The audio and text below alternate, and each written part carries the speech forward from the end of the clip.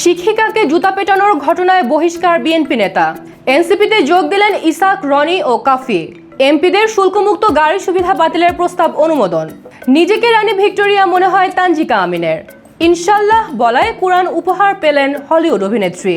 ভারতকে নোংরা জায়গা বললেন ট্রাম্প। আমি তিশা, আপনারা দেখছেন টাইমস ফ্ল্যাশ। রাজশাহীতে শিক্ষিকাকে জুতা পেটানোর ঘটনায় একজনকে বহিষ্কার করল বিএনপি। বহিষ্কৃত ওই নেতার নাম আকবর আলী। তিনি জয়নগর ইউনিয়ন বিএনপির সহসভাপতি। বিজ্ঞপ্তিতে বিএনপি জানায়, দলীয় শৃঙ্খলা ও আদর্শ পরিপন্থী কর্মকাণ্ডে জড়িত থাকায় প্রাথমিক সদস্য পদ সহ তাকে সকল পদ থেকে বহিষ্কার করা হয়েছে। শিক্ষকদের অভিযোগ, ডিগ্রি পরীক্ষা চলাকালীন আকবরের নেতৃত্বে অধ্যক্ষের রুমে ঢুকে জালসার চাঁদা দাবি করেন বিএনপি নেতাকর্মীরা। চড়াও হন অধ্যক্ষ আব্দুর রাজ্জাকের ওপর। ভিডিওতে দেখা যায়, এসবের ভিডিও ধারণের পাশাপাশি বিএনপি কর্মী শাহাদাত আলীকে চড় মারেন শিক্ষিকা আলেয়া খাতুন হীরা। পরে শাহাদাত জুতা দিয়ে তাকে আঘাত করেন। এনসিপিতে যোগ দিলেন রনি ও কাফি। শেরে বাংলার নাতনি ফেরসামিন হক ছাড়াও আরও যোগ দিয়েছেন ইসাক সরকার। দলটির আহ্বায়ক নাহিদ ইসলাম সহ শীর্ষ নেতারা তাদের ফুল দিয়ে বরণ করেন। ৩ শতাধিক মামলায় খালাস পাওয়া ইসাক সরকার সাবেক যুবদল নেতা। তিনি স্বতন্ত্র এমপি প্রার্থী হওয়ায় বিএনপি থেকে বহিষ্কৃত হয়েছিলেন। জানা গেছে, তাকে এনসিপির গুরুত্বপূর্ণ সাংগঠনিক দায়িত্ব দেয়া হতে পারে। পাশাপাশি ঢাকা মহানগর দক্ষিণের আহ্বায়ক করার পরিকল্পনা রয়েছে দলটির।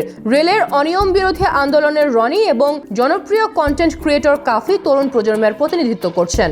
এমপিদের শুল্কমুক্ত গাড়ি সুবিধা বাতিলের প্রস্তাব অনুমোদন করল মন্ত্রিসভা। বৈঠকে সুবিধাটি রহিত করতে 1973 সালের আদেশ সংশোধনের সিদ্ধান্ত হয়।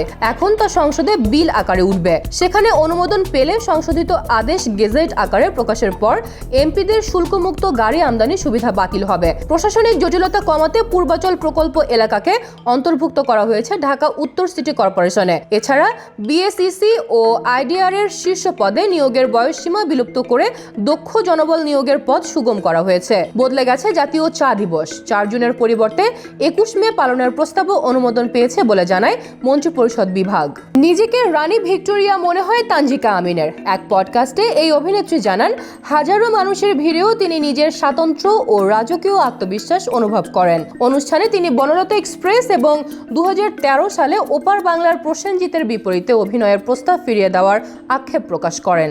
চরিত্র পছন্দ না হওয়ায় এসব সুযোগ হাতছাড়া করাকে এখন বড় ভুল মানছেন তিনি। তবে অহংকার নয়, বরং পরিমিত আত্মবিশ্বাসী তাকে এগিয়ে নিচ্ছে বলে তিনি দাবি করেন।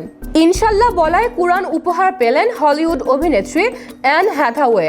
লন্ডনে এক প্রদর্শনীতে এক ভক্তের কাছ থেকে তিনি এই উপহার গ্রহণ করেন। দ্য প্রিন্টের তথ্য মতে, উপহার পেয়ে অভিনেত্রী হাসি মুখে কৃতজ্ঞতা জানান। এর আগে এক সাক্ষাৎকারে দীর্ঘ ও সুস্থ জীবনের প্রত্যাশায় তিনি ইনশাল্লাহ শব্দটি ব্যবহার করেছিলেন। এদিকে নতুন ছবি মাদার মেরিতেও পপ তারকার চরিত্রে হাজির হচ্ছেন তিনি। এই চরিত্রের জন্য তিনি নাচ ও গানের কঠোর প্রশিক্ষণ নিয়েছেন। অভিনেত্রীর ভাষ্যমতে তিনি চরিত্রের প্রয়োজনে নিজের সর্বোচ্চটা দিয়েছেন।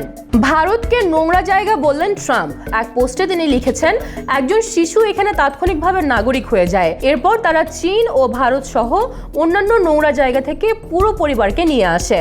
ট্রাম্পের এমন মন্তব্যে প্রতিক্রিয়া জানিয়েছে নয়াদিল্লি। রণধীর জয়সওয়াল একে তথ্যহীন ও কুরুচিপূর্ণ আখ্যা দিয়ে বলেন, এটি দুই দেশের পারস্পরিক শ্রদ্ধার পরিপন্থী। দেশটি বলেছে, ভারত ও যুক্তরাষ্ট্রের যে সম্পর্ক, এর সঙ্গে এ ধরনের মন্তব্য যায় না। সাম্প্রতিক পাক ভারত যুদ্ধে ট্রাম্পের মধ্যস্থতাকে ভারত স্বীকৃতি না দেওয়ায় মোদির সঙ্গে তার সম্পর্কের অবনতি ঘটে। বিপরীতে ঘনিষ্ঠতা বৃদ্ধি পায় পাকিস্তানের সেনাপ্রধান সহ বর্তমান নেতৃত্বের সঙ্গে। এরকম আরও ভিডিও নিউজ পেতে ভিজিট করুন BangladeshTimes.com-এ। ধন্যবাদ।